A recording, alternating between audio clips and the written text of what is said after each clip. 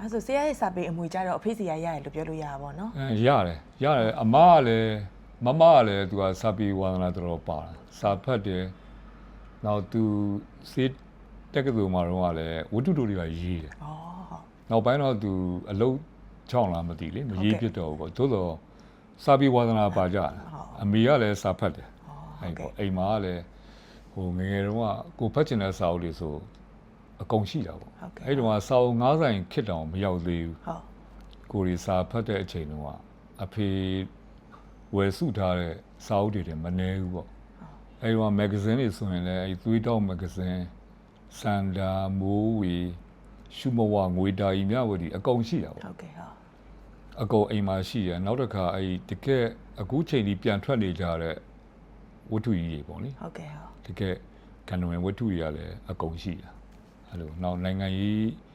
စာပေတွေလည်းအကုန်ရှိရအထုပ်ပတ်တိတမိုင်းအကုန်ရှိရအဲ့ National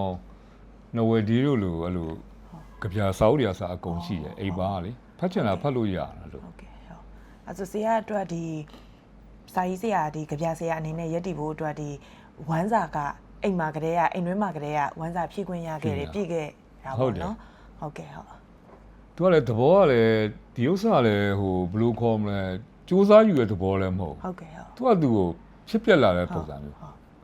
ဒီလိုစာပေဝါသနာပါမယ်ကြပြရေးမယ်ဆိုပြီးတော့လုပ်ယူခဲ့ရလည်းမဟုတ်ဟုတ်ကဲ့သူကဘယ်လိုဖြစ်လဲဆိုတော့နောက်နာကျင်မှုတံကိုခံနိုင်တယ်ငယ်လေးတွေကဥမာစော့ကစားလို့သိရမလား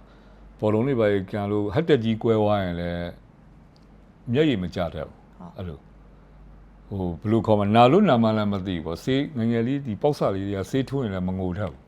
ဒီနာကျင်မှုကိုနာကျင်မှုလို့မထင်ဘူးပေါ့ဟုတ်ကဲ့အဲ့ဒါလည်းတခါအခုချိန်ကျမှပြန်တွေးမိရပါဘော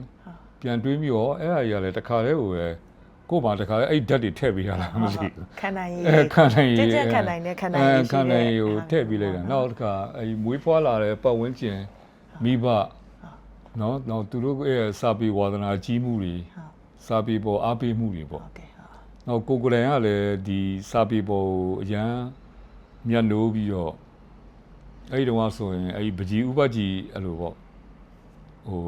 မဟာဗန္ဓုလဘောမှတ်မိသေးတယ်ရုပ်ပြစာအုပ်တွေပါလို့ခေါင်းအောက်ထဲမှာကိုထားအိတ်တာပေါ့အဲ့ဒီလောက်ထိကိုမြတ်နိုးတာဟုတ်ကဲ့အဲ့လိုရုပ်ပုံလေးတွေတို့စာပေတို့အကုန်လုံးပေါ့လေဟုတ်ကဲ့